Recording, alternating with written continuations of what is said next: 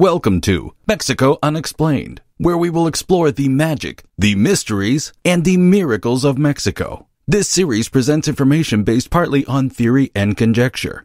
The podcaster's purpose is to suggest some possible explanation, but not necessarily the only ones to the subjects we will examine. Here is your host, Robert Bitto. Welcome, and muy bienvenidos to episode number 63 of Mexico Unexplained, where we examine the magic, the mysteries, and the miracles of Mexico. I'm your host, Robert Bitto. It is a tragic story familiar to most Americans and to many around the world. The date was Friday, November 22nd, 1963. It was a sunny day in Dallas when the motorcade of the 35th President of the United States, John F. Kennedy, found itself in Dealey Plaza near the Texas School Book Depository. At 12:30 in the afternoon, shots rang out and the young American president was killed. Within hours, the Dallas police apprehended Lee Harvey Oswald, a 24-year-old former U.S. Marine, and later that night charged him with the killing of the president. On Sunday, November 24th, while Oswald was being transferred to the county jail, he was shot by a man named Jack Ruby, who claimed he wanted to spare Mrs. Kennedy from the horrors of a murder trial. Oswald died an hour and a half later at Parkland Memorial Hospital, the same medical facility that tried to treat Kennedy. As Oswald would never stand trial, the public would never know a complete picture of the Kennedy assassination, including why Oswald did it, if he did do it, and if he had help. Right before he was shot, Lee Harvey Oswald declared publicly that he did not do it and that he was set up as a patsy. The nation and the world mourned the president's death, and sadness quickly turned to questions. The Warren Commission was formed by President Lyndon Johnson on November 29, 1963, less than a week after the killing of Kennedy, to investigate the assassination. The commission presented its 888-page report to President Johnson on September 24, 1964, and it was released to the public 3 days later. The report concluded without absolute proof that Oswald acted alone in killing President Kennedy and that Jack Ruby acted alone in killing Oswald. The Warren Commission was not the only government-sponsored investigation into the JFK assassination. Because of public skepticism of the Commission's findings, and due to increasing concern about the lack of transparency of certain government agencies, in September of 1976, the United States House Select Committee on Assassinations was formed to look further into both the assassination of John F. Kennedy and that of Dr. Martin Luther King, Jr. After 18 months of investigation, the House Committee disagreed with the conclusions of the Warren Commission that Oswald acted alone, stating that Kennedy was, quote, probably assassinated as a result of a conspiracy, end quote. The second investigation was not able to identify any individuals or groups involved in the conspiracy, however. The House Select Committee left the American public with even more questions, and in the 40 years since this last formal government investigation into the JFK assassination, a whole cottage industry has sprung up to look more closely at this major historical event. There are thousands of books and articles written about this, with hundreds upon hundreds of theories as to what really happened, who was involved in the tragedy, and to what degree. In fact, the very term conspiracy theory was popularized right after the assassination, some say, to discredit the multitudes of ideas spawned by this event. Speaking at a conference in September of 2014 titled The Warren Report and the JFK Assassination, 5 Decades of Significant Disclosures, Dan Hardaway, a young law school student who was hired as a researcher for the House Select Committee on Assassinations in the late 1970s, said this about conspiracies.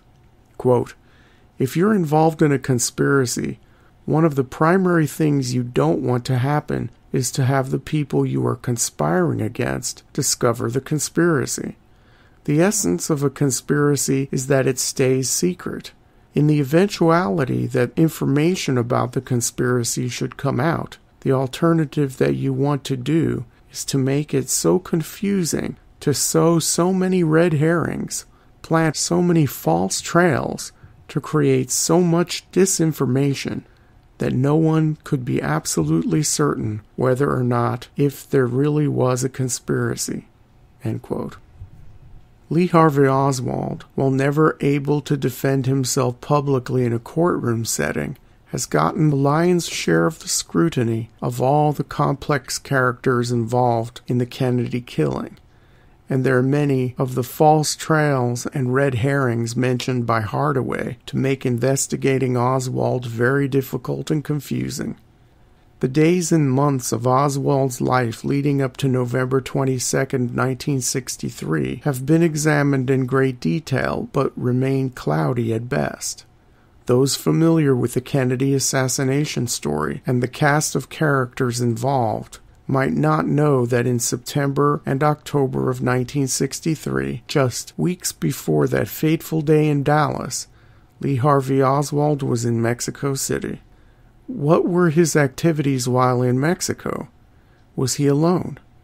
What role does Oswald's visit to Mexico City play in the Kennedy assassination? Before looking into the particulars of Oswald's time in Mexico, we must first examine the context. The early 1960s saw the United States on high alert in Latin America. Cuba had just fallen to communism, and the axis between Havana and Moscow had solidified. Numerous attempts were made to dissuade or oust Fidel Castro, but he held on to power, and as it seemed like he would be head of state for good, the American government began to fear the spread of communism in the Western Hemisphere. Mexico City in the early 1960s may have well been the center of Latin American Cold War intrigue. Using the latest surveillance equipment, the American CIA and FBI monitored the diplomatic compounds of a variety of communist countries, with special emphasis on those of the Soviet Union and Cuba. Across the street from the Cuban embassy was the CIA surveillance post in a third-floor apartment. From here, an agent photographed visitors entering and exiting the front door. The door to the Cuban consulate, on the side of the Cuban embassy, was monitored by a pulse camera that snapped photos of people coming and going based on movement. This camera was installed on September 27, 1963, an important date to remember. The Soviet embassy was monitored by manual cameras by CIA agents, focusing on 3 different locations, 1 on a yard in the embassy and 2 on the front entrance. Many of the phones at the Cuban and Soviet embassies were tapped. A total of 30 wiretaps recorded incoming and outgoing calls from the embassies. Agents at remote CIA listening posts would transcribe relevant phone conversations, whether they be in Spanish, English, or Russian, translate to English if need be, and consolidate the transcripts in what were called daily resumas. The resuma from the previous day would be on the desk of CIA Station Chief Winston Scott by 9 o'clock every morning. In addition to the video and audio surveillance of the Soviet and Cuban diplomatic compounds, there were what was termed penetration agents inside the embassies. These penetration agents were covertly working for the CIA while holding low-level clerical jobs for the Cubans or Soviets. Oftentimes, the identities of these secret agents were only known by the station chief himself, who received regular reports and updates from them. There was very little that could get through this complex monitoring system down in Mexico City, and Station Chief Win Scott was known throughout the agency for running a tight ship. Lee Harvey Oswald's movements and activities in Mexico were lightly touched upon in the original Warren Commission report in 1964, but further expanded in the report generated by the House Select Committee on Assassinations some 15 years later. Oswald allegedly arrived by bus in Mexico City's Central Camionera, or Central Bus Station, at 10 a.m. on Friday, September 27, 1963, and departed for Texas on Wednesday morning, October 3rd, spending 5 full days in Mexico. While in Mexico City, he made contact with the Soviet and Cuban consulates by phone and in person. His objective was to secure 2 travel visas, one in-transit visa to Cuba, and then another visa to his ultimate destination, the Soviet Union. Oswald had lived in the Soviet Union before. After an honorable discharge from the U.S. Marines in 1959, he defected to the USSR and settled in the city of Minsk, where he married a Russian woman, Marina Nikolaevna Prusakova. He returned to the U.S. with his Russian bride in February of 1962. He had special interest in Cuba because not only was he an avowed Marxist, he was also the New Orleans president of the Fair Play for Cuba Committee, a left-wing organization that supported the new dictatorship of Fidel Castro. When Oswald arrived in Mexico City on Friday, September 27th, he immediately got down to business. He secured a hotel room and then, according to the government investigations, made 2 phone calls to the Soviet consulate, one at 10:30 a.m. and one at 10:37 a.m., asking routine questions having to do with hours of operations and when the consul would be available to process visas. The caller spoke perfect Spanish. This is troublesome, as Oswald did not know how to speak Spanish. We will leave that for now and continue with the timeline. At 11 o'clock on the same Friday morning, Oswald showed up at the Cuban consulate, which is located in the Cuban embassy compound, requesting an in-transit visa to travel through Cuba on the way to the USSR. His contact at the Cuban consulate was a 26-year-old, very attractive Mexican national named Sylvia Duran. Oswald showed Duran various documents to complete the visa application, but none of the documents had a passport-type photo that was required for the Cuban paperwork. One of the documents Oswald proudly showed to Duran was his Fair Play for Cuba ID card and declared himself to be a communist. Sylvia Duran thought this strange, as it was routine for the American Communist Party to send its members down to the Cuban consulate in Mexico City to get immediate visas.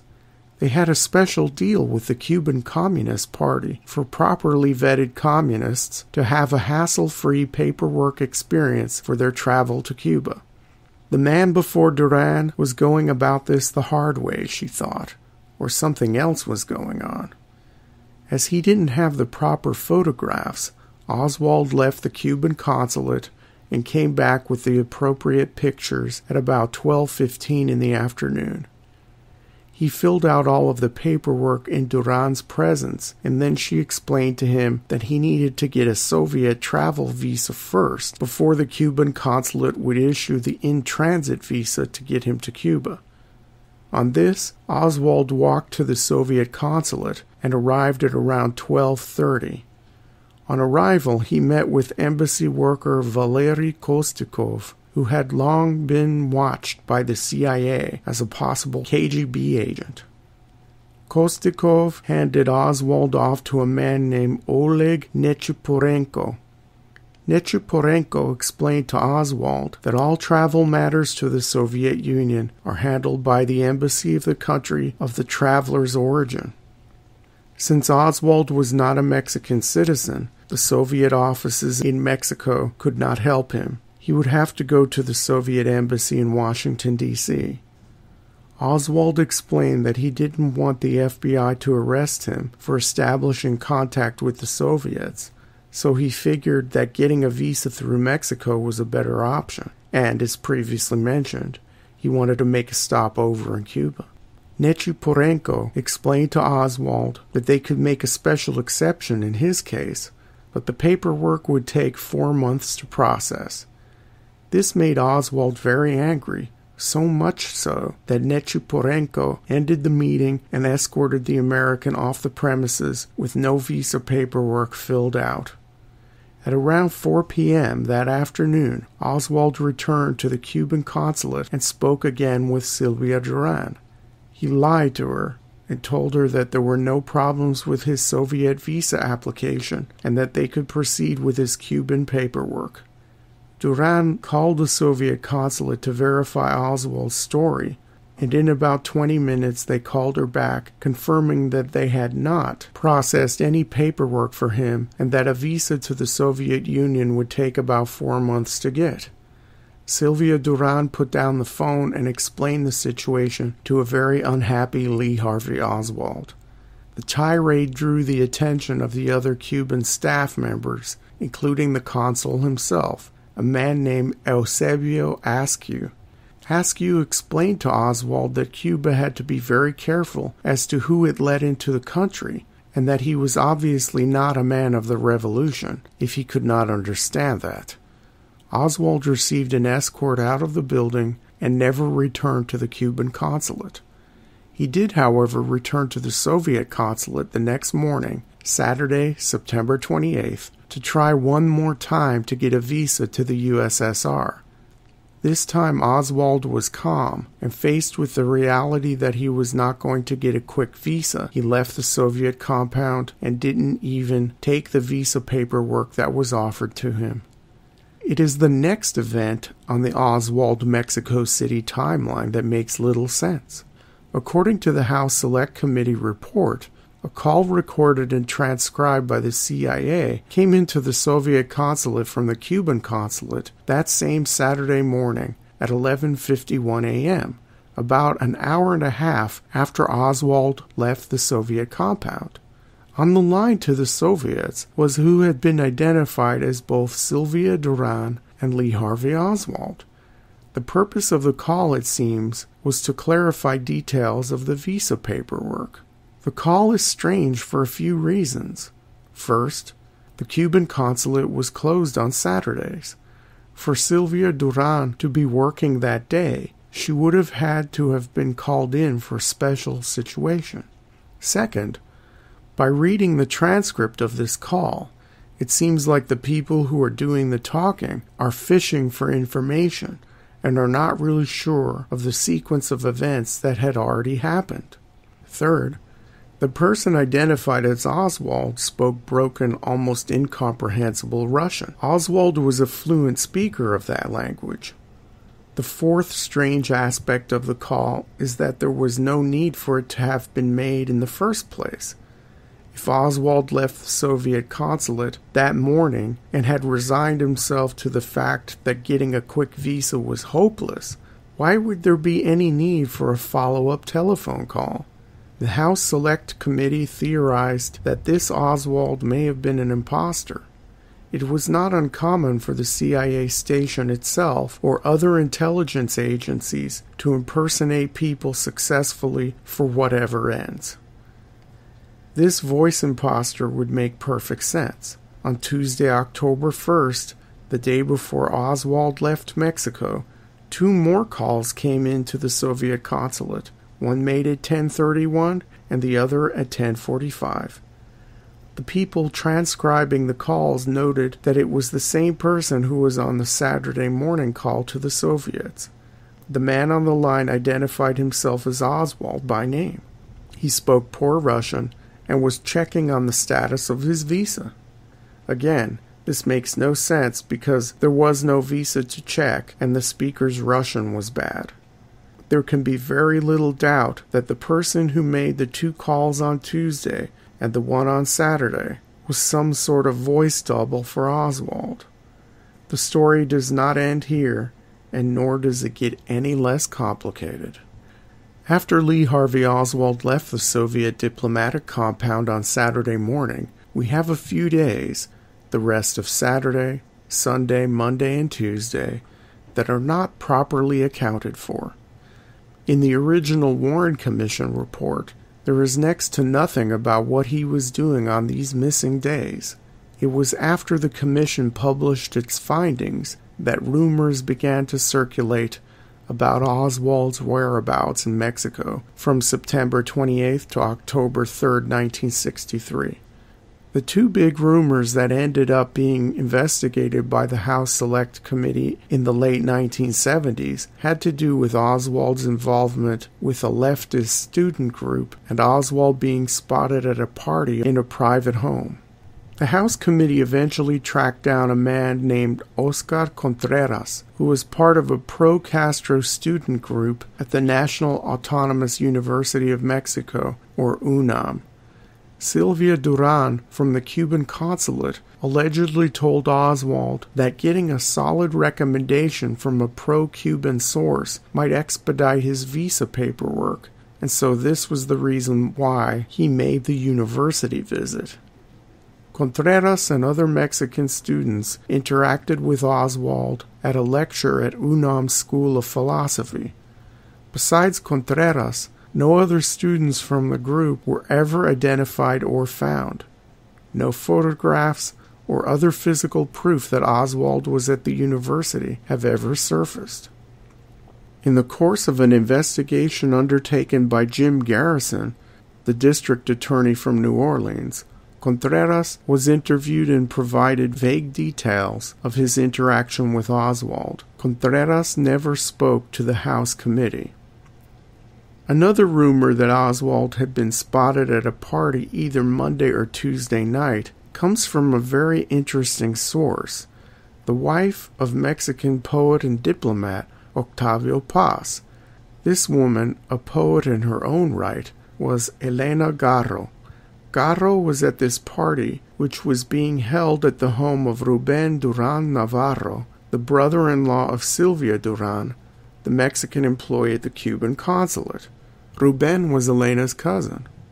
Garro claimed that she saw Oswald at the party with two other young, quote, beatnik-looking, unquote, American men.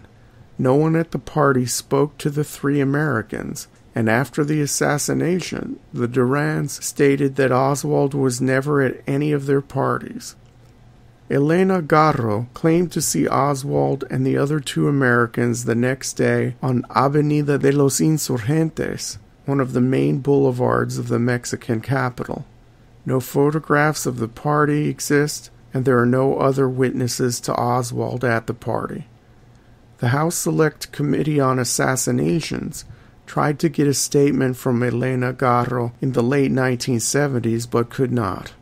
Garro was also responsible in part for perpetuating another rumor that Sylvia Duran, the Mexican employee at the Cuban consulate who supposedly helped Oswald with his visa issues, was having an intimate relationship with Oswald while he was in Mexico.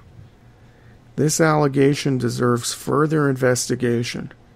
In the mid-1960s, when rumors initiated or perpetuated by Elena Garro began to swirl around Mexico City, Garro was already being discredited from being a reliable source for information. She didn't like the Cubans, and she didn't like her cousin's sister-in-law Sylvia Duran. After the assassination of Kennedy, Elena Garro had her own personal reasons for connecting the alleged assassin to Duran and the Cubans. CIA Station Chief Winston Scott was aware of Elena Garro's allegations and dismissed her as being, quote, nuts, end quote. A very interesting figure connected to Lee Harvey Oswald's time in Mexico City, and who keeps popping up in the research, was Sylvia Duran, the attractive 26-year-old Mexican employee at the Cuban consulate who helped Oswald initially, and was accused by the rumor mill of having an affair with him. Perhaps Sylvia was an easy target to victimize, because it was well known around the diplomatic circles in Mexico City that a few years before she had had an affair with the then Cuban ambassador to Mexico. At some point after the Kennedy assassination, Sylvia Duran was picked up for questioning by the Mexican police and possibly tortured. While the full contents of the Duran interrogation were not made available to the Americans, it was made public that Duran confessed to having intimate relations with Oswald. This piece of information was also reported in the Mexican newspapers. The House Select Committee on Assassinations could not verify the veracity of Duran's testimony, and in its final report speculated that Sylvia Duran could have been a penetration agent placed in the Cuban embassy either by the American CIA or by the Mexicans. Hence, the reason why the Mexicans apprehended her and coerced a statement out of her. Sylvia Duran's role in all of this could be pivotal, especially in light of the great doubt that later researchers have placed on the possibility that the real Lee Harvey Oswald was never even in Mexico. Researchers who allege that the real Lee Harvey Oswald was never in Mexico City cite several anomalous pieces of information to strengthen their case. As previously mentioned, the House Select Committee believed that 3 calls allegedly made by Oswald were fake, including the last call from the Cuban consulate to the Soviet consulate, which supposedly involves Sylvia Duran. The man calling himself Oswald spoke incomprehensible Russian, while the real Oswald was fluent in that language. But what do we know of the other visits and calls? What tangible proof exists that Oswald was really there? It was well known that the Cuban and Soviet embassies in Mexico City were under heavy scrutiny. The CIA, as well as intelligence agencies from other governments, closely monitored the comings and goings of the people there. In all the photographs that were taken during the highly scrutinized time of Oswald's visit, not a single photograph of Lee Harvey Oswald has surfaced, even after 2 government investigations. During a trip taken to Havana, Cuba to investigate this case, investigators of the House Select Committee on Assassinations met with Castro representatives who shared their own surveillance materials from the Cuban embassy and consulate from late September and early October of 1963. The Cubans had books of photographs taken outside their own diplomatic compound, and those photos showed everyone coming and going. Oswald was not to be seen among the pictures. In addition to this lack of photographic evidence, we also have conflicting statements made by eyewitnesses who were in the presence of the man claiming to be Oswald at the Cuban consulate. These witnesses reported that he was blond, muscular, and almost 30 years old. The real Oswald was 24, skinny, and no more than 5'6".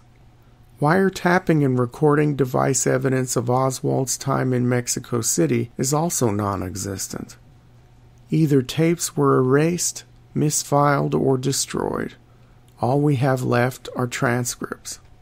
Speaking of transcripts, a curious transcript of a phone conversation between President Lyndon Johnson and FBI Director J. Edgar Hoover was uncovered by intrepid JFK assassination researchers.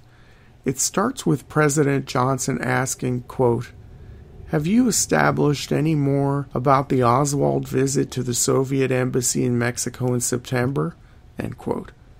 The FBI director replies, quote, "No, that's one angle that's very confusing for this reason. We have up here the tape and the photograph of the man who was at the Soviet embassy using Oswald's name. The picture and the tape do not correspond to the man's voice, nor to his appearance.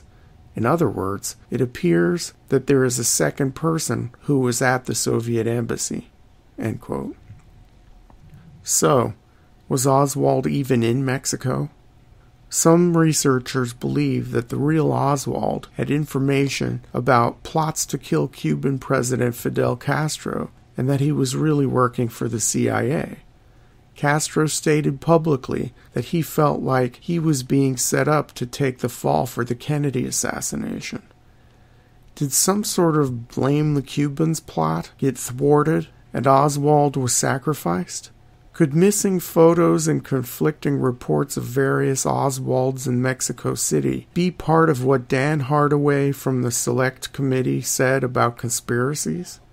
Has all of this been part of the red herrings, false trails, and disinformation that Hardaway was talking about? There are many JFK-related documents that still have not been released to the public, but even after their release, we may never know the full story of Lee Harvey Oswald's 5 days in Mexico. Thank you once again for listening to another episode of Mexico Unexplained. Remember to like and subscribe to us on YouTube and follow us on Twitter. Please go to our website, MexicoUnexplained.com, for references, illustrations, and for free access to transcripts of past shows. Please visit our Patreon page and consider making a donation to help out the show. We appreciate your kind attention once again. Till next time, thank you and gracias. Thank you for listening to another episode of Mexico Unexplained with host Robert Bitto. For show summary, relevant links and commentary, please check out our website at mexicounexplained.com. Like us on Facebook and be a part of the conversation. Adios and hasta la vista.